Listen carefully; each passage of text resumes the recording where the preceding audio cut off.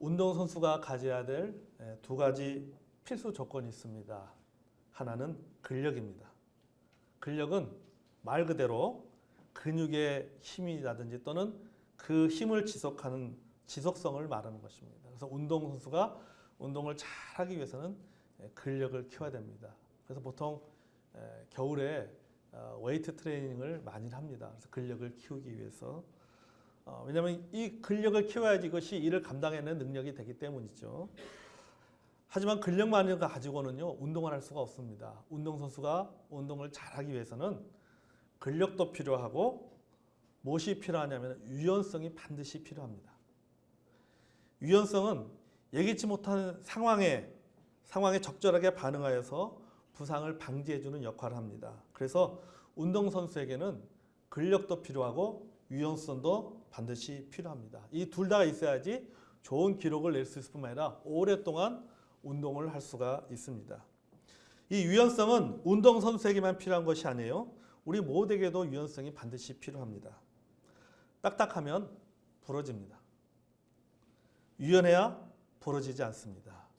인생도 유연해야 되는 거예요. 우리가 이 세상에 살아가기 위해서는요, 딱딱하면 딱딱한 인생을 살면 안 돼요. 유연한 인생을 살아야지 우리가 이 세상에서 살아갈 수가 있습니다. 최복현 작가는 인생의 유연성에 대해서 이렇게 말했습니다. 젊었거나 늙었거나 우리 모두에게는 일생 동안 필요한 것은 정신적인 유연성과 신체적인 유연성이다 라고 이야기했어요. 젊은이는 젊다는 이유만으로 이 신체적인 유연성이 있다. 또한 열정이 넘치고 자신감이 있기 때문에 정신적인 유연성도 있다. 하지만 나이가 들어가면 이 모든 유연성은 없어진다라고 얘기했어요. 그러니까 정신적인 유연성도 없어지고 신체적인 유연성도 없어지게 된다라는 것이죠. 그래서 나이가 들수록 운동을 해야 된다라고 이야기하고 있습니다. 운동을 해서 신체적인 유연성을 유지하도록 노력을 해야 된다. 또한 나이가 들수록 자기도 모르게 자기 고집이 늘어난다는 거예요. 자기 세계에 대한 그 오만이 스스로 자기를 자기 안에 가두고 그 이상을 보지 못하기 때문에 언제나 늘 겸손한 마음으로 다른 사람의 말에 귀를 열어둬야 된다라고 얘기합니다. 그래서 정신적인 유연성을 키워야 된다. 그러니까 나이가 들수록 신체적인 유연성뿐만 아니라 정신적인 유연성을 키워야 된다라고 이야기를 하고 있습니다. 그래서 계속해서 이렇게 말했습니다. 노인은 생각과 행동의 유연성을 가지려고 노력해야 보다 젊음을 유지할 수 있다. 또 젊은이는 젊음의 특권인 열정을 유지하되 삶의 유연성을 동시에 가지려고 노력을 해야 된다라고 말하고 있습니다. 맞는 말인 것 같아요. 여러분, 인생을 잘 살기 위해서는요, 신념이 있어야 됩니다. 신념은 자기가 살면서 아는 것, 배운 것, 경험한 것들이 쌓여서 이루어지는 거예요. 이게 신념이에요. 이 신념이 자신의 삶의 중심에 자리 잡습니다. 그리고 이것을 통해서 세상을 바라봅니다. 이것을 통해서 세상을 해석합니다. 이것을 통해서 내 주변에 일어나는 모든 일들에 대해서 옳고 그름을 분별하게 됩니다. 하지만 잘못하면은 자기의 신념이 판단의 기준이 되어서 옳고 그름을 가리게 된다라고 하는 겁니다. 그 틀 속에 갇히면은 삶이 경직되어지는 거예요. 소위 말해서 아주 딱딱한 인간이 되는 겁니다. 소위 말해서 꼬장꼬장한 사람이 되는 겁니다. 여러분, 세상은요, 신념만 가지고는 잘 살 수 없습니다. 이것만 가지고는 안 되는 거예요. 여러분, 세상을 뭐 저보다 더 많이 사신 분들이 있기 때문에 아시겠지만 여러분, 세상에 신념만 가지고 살게 됩니까? 아니잖아요. 직장 생활이 신념만 가지고 직장 생활 잘할 수 있습니까? 천만의 말씀. 신념만 가지고 사업 잘할 수 있을 것 같습니까? 천만의 말씀. 그게 세상이 그렇지 않아요. 신념만 가지고 있다고 해서 그것만 붙잡고 산다고 해서 잘 살아갈 수 있는 게 아닙니다. 유연함이 있어야 되는 거예요. 신념 못지않게 유연함을 가지고 있어야 되는 것입니다. 여러분, 우리가 살다 보면요, 여러 상황들을 만납니다. 여러 종류의 사람들을 만납니다. 여러 생각을 갖고 있는 사람들을 만납니다. 또 여러 상황을 접하게 되죠. 그런데 이런 모든 것들, 여러 상황들, 다양한 생각을 갖고 있는 사람들, 또 다양한 어떤 여러 가지 어떤 그 삶에서 내가 경험하지 못한 여러 가지 어떤 상황들을 접하게 될 때 이 모든 것들을 내 신념의 칼로 물을 무자르듯이 딱 잘라서 반으로 나눌 수가 없는 겁니다. 다 반으로 나눌 수가 없어요. 어떤 거는 나눌 수 있지만요, 어떤 거는 나눌 수가 없는 것들이 있습니다. 여러분, 세상은요, 옳고 그름보다도요, 다름이 더 많습니다. 그렇지 않습니까? 흑과 백이라고 하는 지대보다는요, 회색지대가 더 많아요. 도대체 어디서부터 흑이고 도대체 어디서부터 백인지 구분이 안 되는, 그래서 구분하기가 참 쉽지 않은 그런 지대가 너무 많다는 거죠. 문제도요, 문제의 정답도 있지만요, 문제의 종류에 따라서 명답도 있습니다. 정답은 없지, 때로는 정답은 없지만은 정답에 근접한 답도 있어요. 그러니까 우리가 이렇게 변화무쌍한 수많은 상황을 대처하기 위해서는 우리에게 유연함이 필요한 거예요. 신념만 필요한 것이 아니라 유연함도 필요한 겁니다. 여러분, 잘 산다는 것은 뭐냐면요, 잘 산다라고 하는 것은 신념과 유연성의 균형을 이루어야 됩니다. 신념도 있어야 되지만 유연성도 갖고 있어야 돼요. 이 두 개의 균형을 이루도록 노력을 해야 됩니다. 잠언의 3장에도 보면 그런 말씀이 있지요. 인자와 진리라는 말씀. 인자와 진리를 내 목에 매며 그러면 너가 하나님과 사람 앞에 귀중히 여김을 받는다 했어요. 그러니까 진리와 사랑이 같이 있어야 된다는 거죠. 그래야지 하나님 앞뿐만 아니라 사람에게도 귀중히 여김을 받는다라고 잠언 3장에 말씀하고 있어요. 두 개가 같이 균형을 이루어야 된다는 거죠. 때로는 신념으로, 때로는 유연성으로 대처할 때 잘 살게 됩니다. 어떤 사람이 이것을 가르쳐서 와, 이거는 부와 내동하는 게 아니냐, 인생의 박쥐가 아니냐, 그렇게 생각하는 사람이 있을 수도 있어요. 그러나 여러분, 이것은 부와 내동이 아닙니다. 이건요, 인생의 박쥐가 되는 게 아닙니다. 지혜의 지혜. 어떤 지혜냐? 보다 높은 가치를 이루기 위한 이해고 배려이고 양보인 것입니다. 때로는 내가 가지고 있는 신념이 있지만은, 그러나 보다 큰 가치를 이루기 위해서는 때로는 내가 가지고 있는 신념을 양보해야 될 때가 있는 거예요. 그거를 내려놓아야 될 때가 있는 거예요. 그것을 상대방에 대해서 그것을 이해해 줘야 될 때가 있는 겁니다. 여러분, 신앙생활도 마찬가지입니다. 우리가 성장하기 위해서는요, 절대적 믿음이 있어야 됩니다. 아멘? 아멘 해야지 아멘 하는 거예요. 네. 더불어서 유연함이 있어야 됩니다.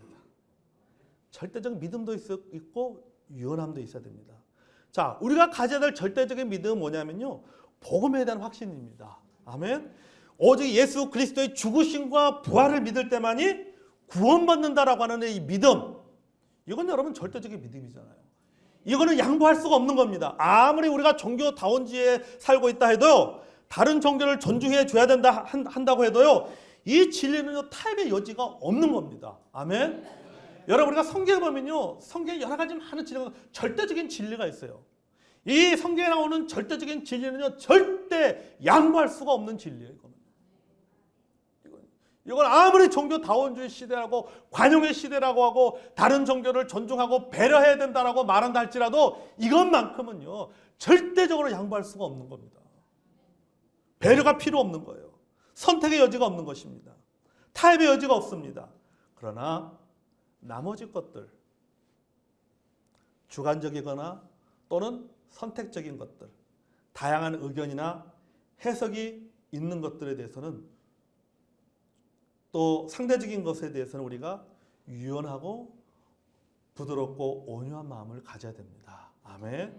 그러니까 이렇게 우리가 신앙에 있어서도 우리가 절대적인 것에 대해서는 우리가 어떤 절대적인 믿음을 가져야 했지만은, 신념을 가져야 했지만은, 우리가 그 외적인 것, 다양한 해석들이 존재하는 것들, 또는 다양한 의견들이 존중하는 있는 것들에 대해서 우리는 그것에 대해서 우리가 유연함이 필요하다라고 하는 거예요.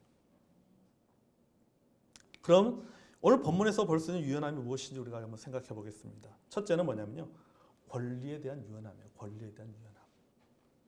19절 보겠습니다.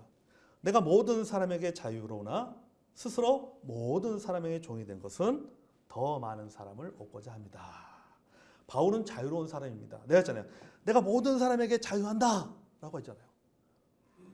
바울은 자유인입니다. 어느 누구에게도 속해 있지 않은 자유인입니다. 자기 마음대로 생각할 수 있고 자기 마음대로 행동할 수 있고 자기 마음대로 말할 수 있는 그런 사람입니다. 그렇다고 해서 누가 한 사람도 뭐라고 할 사람이 없어요. 바울에게. 왜? 바울은 자유이기 때문에. 자기 마음대로 뭐든지 할 수 있어요. 그런데 그가 뭐라고 말합니까? 내가 스스로 종이 되겠다. 이렇게 말하고 있잖아요. 내가 스스로 종이 되겠다. 신분의 변화를 꾀하고 있습니다. 종이 된다라고 하는 것은 뭡니까? 얼매이는 자가 되겠다라고 하는 거예요. 자유인은 얼매이지 않는 사람이잖아요. 그런데 내가 종이 되겠다라고 하는 것은 내가 얼매이는 사람이 되겠다라고 하는 겁니다. 그 말은 이런 뜻이에요.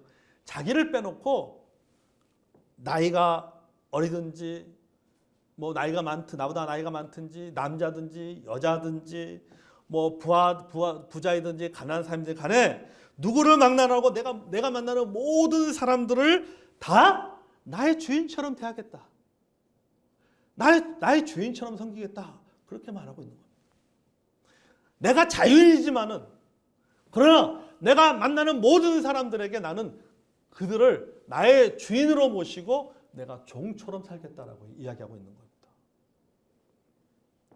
그러니까 철저하게 타인 중심적인 삶을 살겠다는 의미입니다. 내 권리를 내려놓고 타인의 권리를 받아들이겠다는 말입니다. 여러분, 우리 예수님도요 이렇게 살았어요. 예수님도요. 마가복음 10장 45절 말씀 잘 알잖아요. 인자한 곳은 섬김을 받으려 함이 아니요 도리어 섬기려 하고 자기 목숨을 많은 사람의 대성물로 주려 함이니다. 아멘. 자, 섬김을 받아야 될 분이 섬기는 종으로 오셨습니다. 섬김을 받는 그것은 예수님의 권리입니다. 권리인데 오히려 그 권리를 내려놓고 예수님께서 그 권리를 주장한다고 해서 뭐라 할 사람 아무도 없습니다. 그런데 그분은 내가 그 권리를 내려놓겠다. 그리고 내가 사람들을 섬기겠다. 이렇게 말씀하고 있어요. 스스로 권력을 내려놓으셨다라고 하는 겁니다. 여러분 우리에게도요 이런 유연함이 필요합니다. 아멘. 여러분 앞에 우리가 내용과 연관지어 말한다면 다시 말해서 우리가 지금까지 우리가 고린도서 주일 오후에 고린도서 1장부터 쭉 공부 말씀 나눴잖아요. 그렇죠? 1장부터 말씀을 쭉 나오면서 나왔던 내용들이 뭡니까? 나는 누구파, 난 누구파, 난 누구파 막 나오잖아요. 나는 그리스도파고 나는 개바파고 나는 아볼로파고 쫙 나오잖아요. 그 다음에 또 나오는 게 뭐가 나와요? 먹는 문제가 나오잖아요. 나는 먹을 자유가 있다. 먹는 문제가 나옵니다. 그 다음에 9장에 보면 바울이 앞부분에 뭘 말할까? 자기의 권리를 이야기하잖아요. 내가 사도로서 나는 고린도교 성도들한테 대접을 받아야 될 권리가 있다. 이거는 당연한 것이다라고 얘기하잖아요. 그러면서 오늘 본문을 이야기하고 있는 거예요. 그러니까 내가 모든 음식을 먹을 수 있는 자유가 있고 권리를 주장할 수 있는 자유가 있지만 보다 큰 가치를 위해서 내려놓을 수 있는 유연함이 필요하다라고 말하는 거예요. 그러니까 무조건 그 권리를 내려놓는 게 아니라 뭘 위해서? 내 권리보다도 더 중요한 것이 있다라고 하는 거죠. 내가 음식을 먹는 것보다도 더 중요한 문제가 있다라고 하는 거예요. 그것 때문에 내가 내려놓는다는 겁니다. 여러분 교회든지 간에요, 가정이든 어떤 조직이든 간에요, 권리에 대한 지나치긴 요구는요 반드시 갈등을 가져옵니다. 갈등은 다툼을 일으킵니다. 다툼은 서로 간에 깊은 상처로 남습니다. 아멘. 반드시 기억해야 돼요. 이거는 가정도 마찬가지고 교회도 마찬가지예요. 아무리 좋은 일도 갈등이 생기면요 그 갈등이요 조금 지나면요 다툼이 됩니다. 교회 안에서 다툼이 돼요. 그리고 결국은 서로 간에 깊은 상처로 남는 거예요. 그렇기 때문에 우리가 권리에 대한 그리고 자유에 대한 유연함이 필요하다는 겁니다. 아멘. 내가 누릴 수 있는 권리가 있지만은 그 권리를 축소하거나 내려놓음으로써 내가 보다 큰 가치, 보다 큰 일을 이룰 수 있다면 잠시 내려놓거나 때로는 유보하거나 때로는 배려하는 유연한 태도가 필요합니다. 아멘. 자, 둘째는요. 사람에 대한 유연함이에요. 사람에 대한 유연함. 자, 이게 본문에 계속 보면요. 유대인들에게는 내가 유대인같이라고 얘기하잖아요. 바울은 민족적으로는 혈통적으로는 유대인입니다. 민족적으로는 유대인입니다. 하지만은 정치적으로는 바울은 로마의 시민권자예요. 그러니까 우리식으로 표현하면요. 한국인이지만 미국 시민권을 가진 이중 국적자입니다. 바울이. 이중 국적을 가진 사람이에요. 그럼 바울은 유대인들을 만나면은 유대인처럼 생활했다라고 얘기하는 거예요. 내가 유대인들 만나면 유대인처럼 생활했다는 거예요. 그들의 언어를 사용했고 그들의 문화 속에서 생활했습니다. 그리고 그들과 공감대를 이루면서 살았어요. 난 로마 시민권자야. 나는 친민주 유대인들하고는 달라. 이게 아니라 유대인들 만날 때는 자기가 가진 로마 시민권이라고 하는 것을 내려놓고 그들과 더불어 살았다고 하는 거예요. 그들과 더불어. 여러분, 구한말 조선에 들어온 외국 선교사들은요. 머리에요. 이 갓을 쓰고 한복을 입고 생활했습니다. 그들 이런 생활이 얼마나 불편합니까? 여러분 생각해 보십시오. 이 외국인이 머리에 갓을 쓰고 한복을 입고 생활한다고 하니 그게 여러분 얼마나 불편하겠습니다. 예? 여러분 외국인이지만요. 한국인처럼 다녔습니다. 외국인이라고 빼지 않았어요. 그들은 외국인이지만은 조선인같이 사는 거예요. 1890년대 우리 구한말이죠. 조선에 언더우드라든지 알렌 같은 선교사들이 20대 젊은 선교사들이 조선에 들어왔습니다. 그런데 이들이 들어와가지고 이들은 열정이 있잖아요. 20대가 얼마나 열정이 있습니까? 뭐 언더우드라든지 알렌이라든지 뭐 이런 우리가 잘 알고 있는 그 선교사들 20대 선교 열정을 가지고 조선에 들어와서 선교를 하는데 문제는 뭐냐면 현지 조선인들과의 사역의 방법 때문에 갈등이 생기는 거예요. 자꾸 문제가 생기는 거예요. 자, 이렇게 문제가 생기니까요. 그 당시 중국에서 사역하고 있던 네비우스 선교사가 조선으로 들어오게 됩니다. 이 문제를 해결하기 위해서. 네비우스 선교사가 조선에 들어와서 새로운 선교 정책을 쓰게 됩니다. 그게 바로 유명한 네비우스 선교라고 하는 겁니다. 그 네비우스 선교사의 이름을 따서 네비우스 선교라고 하는 것을 선교 정책을 만들어냅니다. 이게 우리나라 한국 기독교 초기의 선교 역사예요. 그 네비우스 선교가 핵심이 뭐냐면 이겁니다. 조선 선교 사업의 궁극적인 목적은 독립적이고 자립적이며 진취적인 독자교회 형성에 있다. 이렇게. 그러니까 뭐냐면은 한국에 맞는 교회를 세우는 것이 네비우스 선교 정책의 핵심이었어요. 왜냐하면 미국의 교회를 그대로 갖고 들어오다 보니까는 이 알렌이라든지 언더우드 이런 선교사들이 자기들이 미국에서 배운 대로 익숙한 대로 그걸 가지고 들어오다 보니까 조선에 있는 사역자들하고 문제가 발생하는 거예요. 조선 사람하고 생각들이 안 맞는 거예요. 조선의 문화하고 안 맞는 거예요. 계속 그런 갈등이 생겨 결국은 선교 본부에서 그 당시 중국에서 오랫동안 선교하고 있던 네비우스 선교사를 조선으로 파송을 해가지고 그 조선에 와서 네비우스 선교사가 여러 가지 상황을 파악을 하면서 결국 만드는 게 뭐냐면 네비우스 선교 정책. 그 핵심은 뭐냐면 한국에 맞는 토착교회 형성이라고 하는 선교 정책을 만들어냅니다. 그 안에 내용의 기본 이념이 이거예요. 자진 전도, 자력 운영, 자주 치리 이 세 가지를 내세우게 됩니다. 그 뭐냐면 조선인 교회들은 조선인이 사역해야 된다. 이거예요. 조선인 교회는 조선인이 사역해야 된다. 미국인이 선교사들이 외국 선교사들이 조선의 교회에서 사역하면 안 된다. 선교사들은 옆에서 서포트하는 역할을 해야 되고 조선인들이 조선인 교회를 사역을 해야 된다. 이 정책을 130년 넘게 지금까지 시행을 해오고 있는 겁니다. 이게 뭐예요? 유대인들에게는 유대인가치예요. 그들의 정서와 그들의 문화에 맞게 사역을 한다라고 하는 거죠. 또 약한 자들에게는 내가 약한 자와 같이. 여기 약한 자는요, 몸이 약한 자를 말하는 것이 아닙니다. 믿음이 약한 자를 말하는 거예요. 여러분 쉽게 말해 아직 믿음이 어린 사람들입니다. 여러분 바울이 믿음이 어린 사람입니까? 믿음이 어린 사람이 아니잖아요. 바울은 굉장히 믿음이 성숙되어진 사람입니다. 그런데 그는 고백하기를 약한 자들에게는, 믿음이 어린 자들에게는 내가 믿음이 성숙되고 믿음이 강하지만 그러나 믿음이 어린 자와 같이 되겠다라고 얘기하고 있는 거예요. 믿음이 어린 자와 같이. 자, 그러면은 약한 자들에게 내가 약한 자와 같이 된다는 의미가 무엇일까? 그 뭐겠습니까? 그들의 약함을 이해하고 품는다는 뜻입니다. 내가 믿음이 성숙하지만은, 그들의 믿음이 약하지만은 그 약한 것들을 내가 품겠다라고 하는 거예요.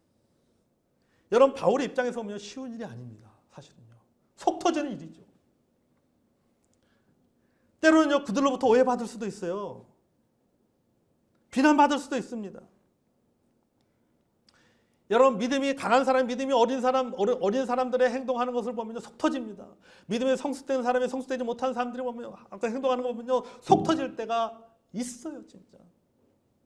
너무 힘들 때가 있어요.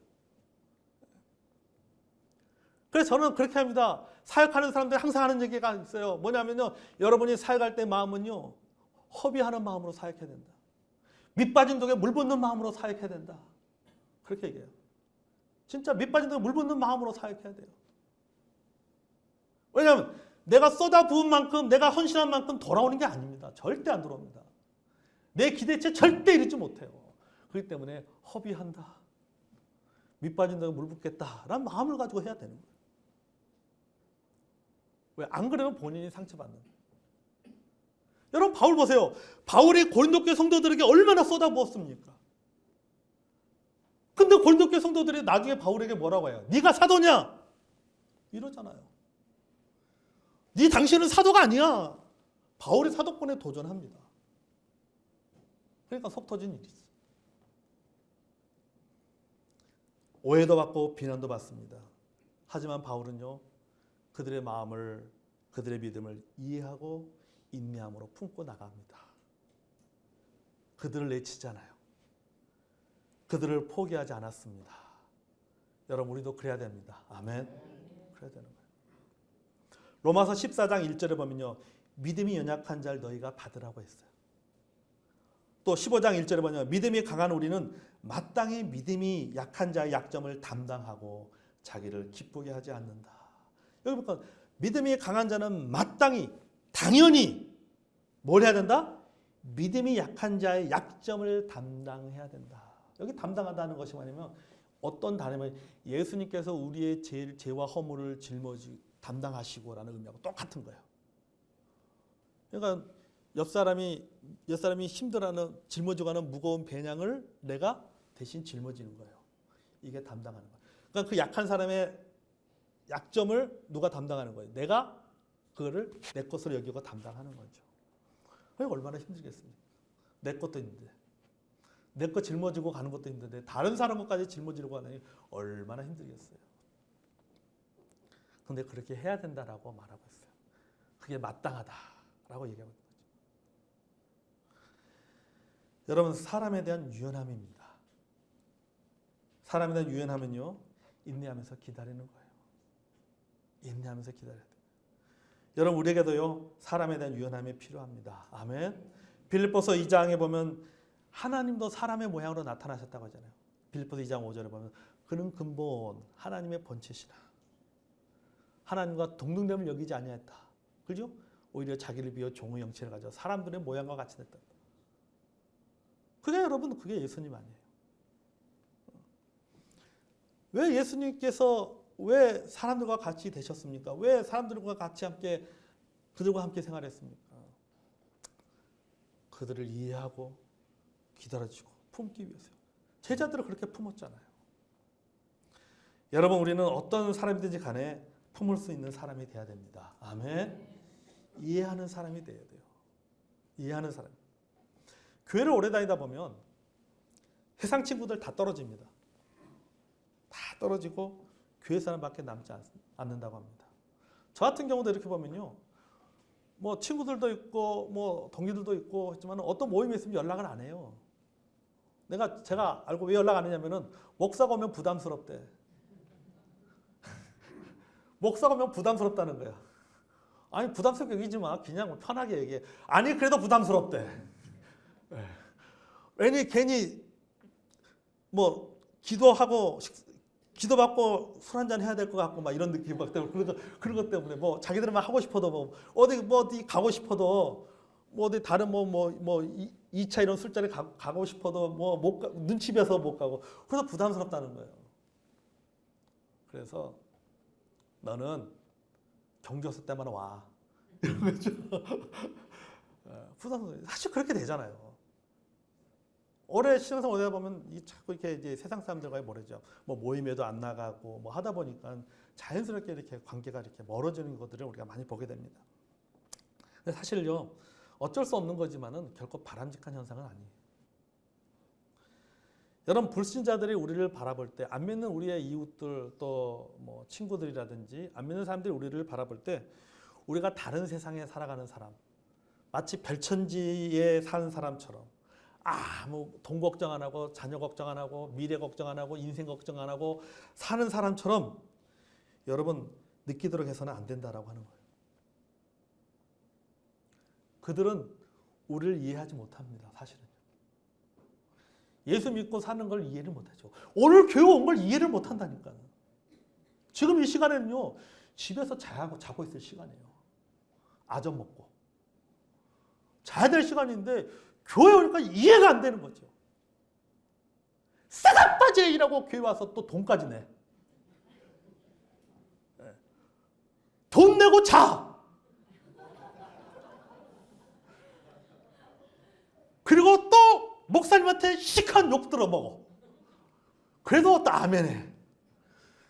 그러니까 이해가 안 되는 거죠. 세상 사람들이 보면 이해가 안 되는 거예요. 여러분 그들이 우리의 삶을 이해하지 못한다 할지라도요. 우리는 그들을 이해하도록 노력해야 됩니다. 아멘. 노력해야 되는 거예요. 품도록 그들을 애써야 돼요. 그들이 그것을 이해하지 못하지만은 그것을 불편하게 여기지만 그래도 우리는 그들을 품도록 애써야 된다는 겁니다. 아멘. 그 시간이 힘들 수 있어요. 내가 그들을 품는다는 그 시간 자체가 굉장히 힘든 시간이죠. 나도 승질 같으면은 막 하고 싶죠. 하지만 여러분 우리가 이해하고 품고 나가는 겁니다. 아멘. 이게 유연함이에요. 이게 우리가 신앙에서 가져야 될 유연함이에요. 사람에 대한 유연함. 사람을 품는다는 것이 결코 쉽지 않습니다. 왜? 그 사람이 나같지 않기 때문에 쉽지가 않아요. 어렵습니다. 그렇지만은 품어야 되는 거예요. 예수님이 제자들을 품었듯이 하나님이 우리를 품었듯이 우리도 그들을 품고 나가야 되는 겁니다. 힘들어도. 그게 바로 여러분 신앙의 유연함이고 사람에 대한 유연함입니다. 셋째는요. 신념에 대한 유연함입니다. 20절 보겠습니다. 자, 율법 아래 있는 자들에게는 내가 율법 아래 있지 아니하나 율법 아래 있는 자같이 된 것은 율법 아래 있는 자들을 얻고자 하며. 여러분 이게 웬 말이에요?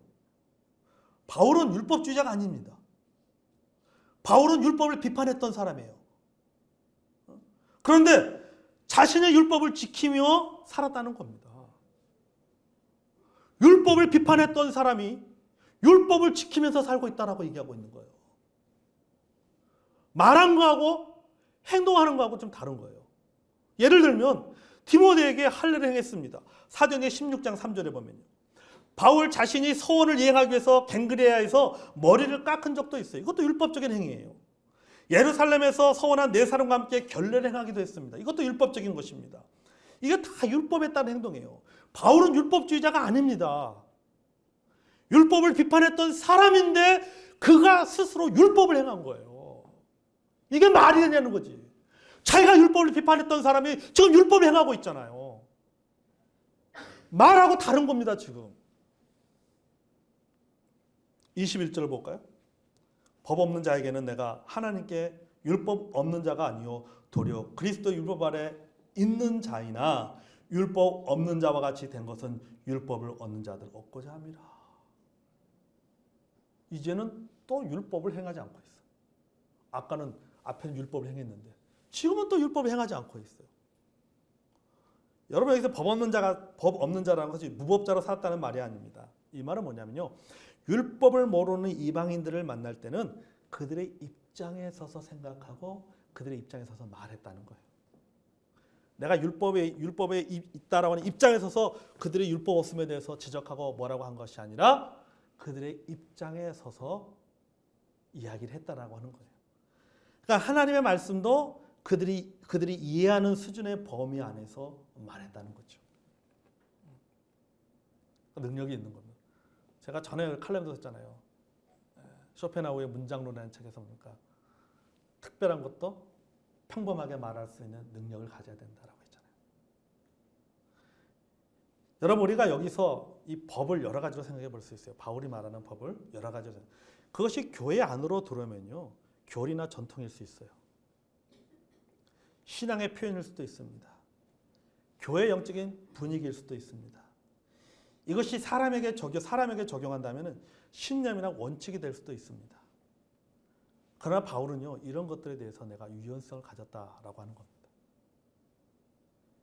여러분 우리가 신념이 필요하지만 모든 상황에서 반드시 신념이 정답이 되지는 않아요. 오히려 장애가 될 수도 있어요. 정답이 아니라 상황에 따라서 오답이 될 수도 있습니다. 여러분 제가 다른 교회라든 어떤 그 집회에 이렇게 초청받아 가게 되면요. 그분들이 꼭 이야기합니다. 목사님 축도해 주십시오. 마지막에 부탁합니다. 아 우리는 축도 안 합니다. 그렇게 안 합니다. 합니다. 저는 축도해요. 왜요? 그들의 문화 속에 들어가니까는 그렇게 해야 되는 거예요. 아 우리 교회는 장로가 없습니다고 해서 여러분 장로 되신 분한테 형제님, 자매님, 성도님 그렇게 부르시나요? 실례죠. 그렇게 부르면. 실례죠. 그거 뭡니까? 존중해 주는 거예요. 존중해 주는 거예요. 나에게 신념이 있지만은 그것은 사람에 따라서 상황에 따라서 우리가 유연해야 될 상황이 있다라고 하는 겁니다. 근데 내가 신념이 있다 이렇게 한다라고 하면요. 그래서 상대방에게 굉장히 무례한 행동이 되는 거죠. 그걸 존중해 주지 않는 거죠. 여러분 왜 권리에 대해서 사람에 대해서 우리가 신앙에 대해서 유연함이 필요합니까?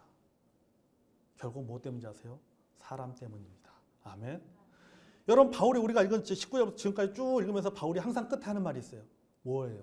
사람을 얻고자 함이라. 이 말입니다. 사람을 얻기 위해서 오늘 사람이 귀하기 때문이에요. 사람의 영혼을 구원하기 위해서입니다. 바울이 왜 이렇게 살겠다고 말합니까? 마지막에 말하잖아요. 내가 여러 사람에게 여러 모양으로 된 것은 내가 이렇게 삶의 유연함을 보이는 이유는 무엇이냐? 아무쪼록 몇 사람이라도 구원하고자 합니다. 아멘. 저는요 이 고백에서 가슴에 탁 타고오는 문장이 있어요. 그건 뭐냐면 몇 사람이라도. 내가 이렇게 유연하게 살면은 내가 사람에 대해서 유연하고 법에 대해서 유연하고 신앙에 대해서 유연하고 내가 권리에 대해서 유연하게 살면은 내가 많이 이해하고 많이 배려하고 내려놓고 포기하고 축소하고 이렇게 내가 섬기면서 살면은 아마 많은 사람들이 복음을 듣게 되고 많은 사람들이 구원받게 되고 교회가 성장하게 될 것이라는 기대 심리 때문이 아니라는 겁니다. 내가 이렇게 다 포기하면은 많은 열매를 거두게 될 것이다. 엄청나게 큰 어떤 효과를 보게 될 것이다. 이게 아니에요. 그거는 내 기대에 불과한 거예요. 내가 이렇게 내려놓는다고 해서 내가 이렇게 유연한 행동을 한다고 해서 많은 사람들이 그것을 이해해주고 많은 사람들이 내 의견에 따라주고 많은 사람들이 구원받고 천만의 말씀 아니라는 거예요. 바울이 뭐라고 말합니까? 한 사람이라도 구원받을 수가 있다며 한 사람이라도 얻을 수 있다면 이렇게 살겠다는 고백입니다. 아멘. 여기에 바울의 놀라운 고백이 있는 거예요. 몇 사람이라도. 여러분 우리는요 그런 마음이 있잖아요. 남들이 나를 이해해주고 인정해주길 바라는 마음. 내가 권리를 포기했기 때문에, 내려놨기 때문에 그것에 대해서 인정받기를 원하는 거지. 내가 사람에 대해서 유연하게 대하고 내가 그 사람을 이해하고 품기 때문에 그 믿음이 연약한 자가 그거에 대해서 고맙게 생각하고 감사하게 생각하고 그거를 참 이렇게 배려해주고 있구나라고 하는 그런 고마운 마음을 갖기를 바라는, 그걸 알아주기를 마음이 우리에게 있잖아요. 근데 그건 내 마음이지. 내가 유연하게 대한다고 해서 내가 내 신념이 있지만은, 원칙이 있지만은 내가 잠시 그 신념을 접어두고 원칙을 다 내려놓고 내가 당신을 생각해서 유연하게 대하는 것입니다라고 대한다 할지라도 그 사람은요, 그가 몰라요. 그걸 모른다. 어쩌면 그걸 당연하게 생각할 수도 있어요. 당연하게 생각. 네가 좀 있기 때문에 내놓는 거 당연한 거 아니야? 네가 좀 여유가 있기 때문에 이렇게 해야 되는 거 당연한 거 아니야? 그렇게 생각해요. 그렇게 생각할 때가 많아요. 바울이요, 내가 몇 사람 얻고 자라고 하는 그 고백 속에는요, 내가 이렇게 함으로써 고린도 교회 모든 성도들이 다 돌아올 것이다, 고린도 교회가 든든하게 세워질 것이다, 그런 기대가 있던 이런 고백한 게 아니에요. 그 얘기는 뭐가 중요해요? 한 사람이라도 돌아올 수 있다면, 이것 때문에 자기가 유연함을 보이겠다라고 하는 거예요. 한 사람이라도 돌아올 수 있다. 여러분, 유연해야 될 이유가 바로 여기에 있습니다. 유연해야 될 이유가 공동체를 유지하기 위해서 유연함이 필요한 게 아니에요. 사람에게 있는 거예요.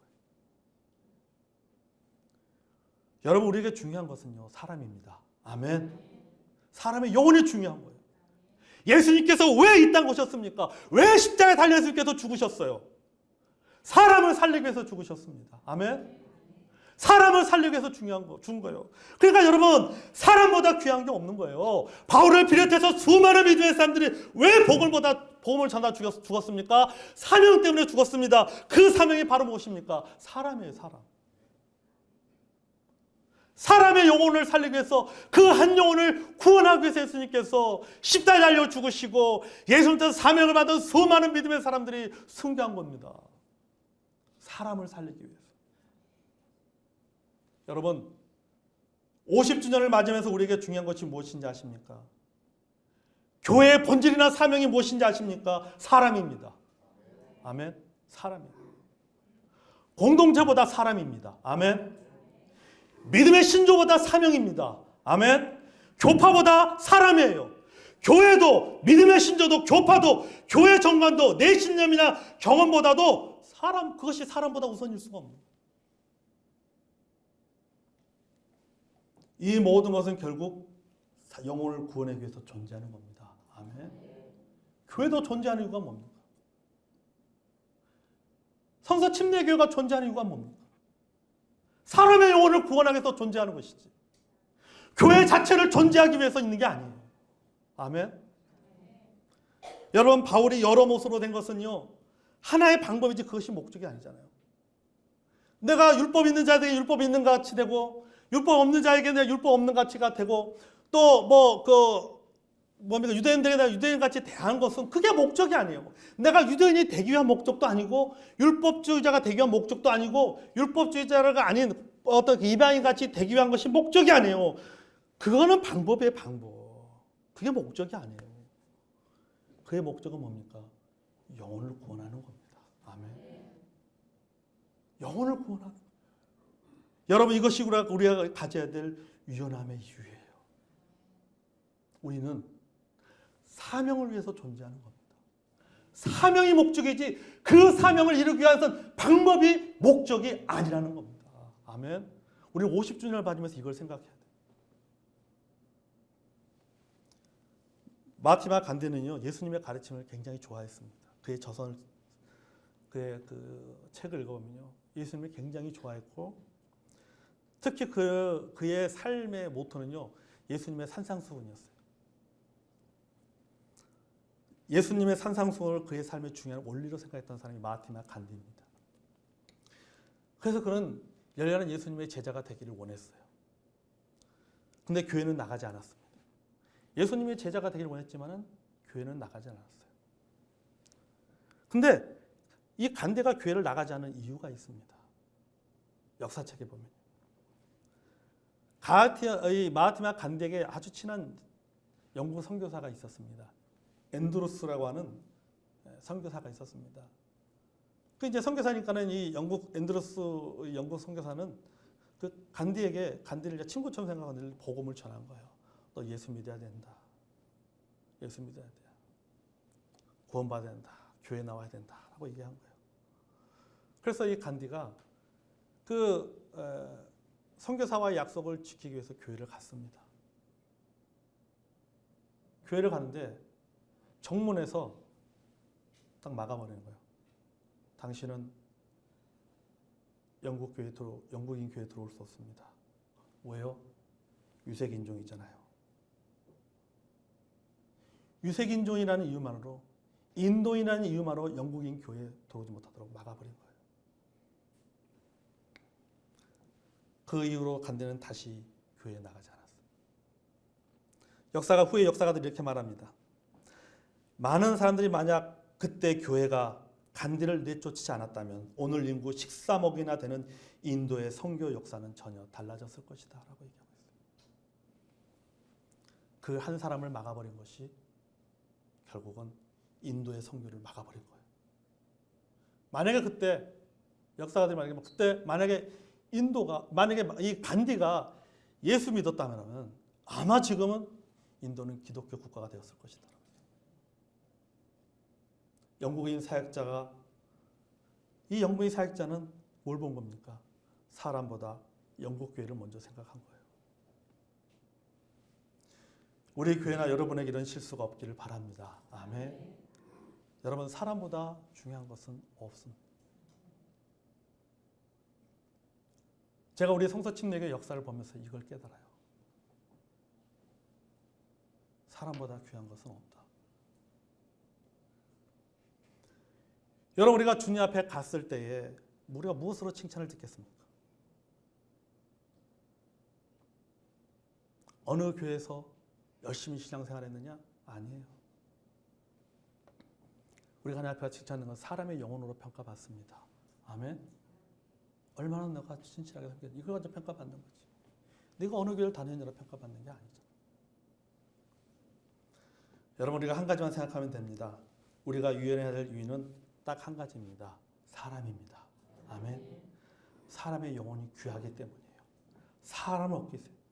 그러니까 우리 교회가 달려갈 50년의 목적은 무엇입니까? 하나예요. 그건 뭡니까? 사람이에요. 사람. 영혼구려. 한 영혼을, 한 사람을 구원할 수 있다면, 몇 사람이라도 구원받게 만들 수 있다면, 몇 사람이라도 주님 앞에 돌아오게 만들 수 있다라고 하면은, 그 목적을 달성할 수 있다라면 무엇이든지 간에 과감하게 버리고 변화를 시도해야 된다고 하는 거예요. 저는 이것이 여러분 하나님의 뜻이라고 저는 확신합니다. 아멘. 주님이 이것을 위해서 오셨고, 연산 성서 침례교회가 이곳에 세워진 목적 자체가 바로 그것을 위해 세워진 거잖아요. 주신 사명 이루라고 세워진 것이지. 이 자체를 키우라고 세운 게 아니라고 하는 거예요. 이제 우리는 달려갈 50년을 저희들이 기도하면서 준비하고 있습니다. 오늘 말씀을 통해서 여러분 다 한 가지만 생각하면 좋겠습니다. 그리고 우리가 앞으로 교회 안에서 무엇을 하든지 간에 어떤 사역을 하든지 어떤 프로그램을 하든지 간에 늘 한 가지만 생각하면 좋겠습니다. 사람이다. 사람의 영혼을 위함이라면 우리는 그것이 무엇이든지 한다라고 하는 그런 믿음을 가지고 유연함을 가지고 살아가는 저 여러분이 되기를 원합니다.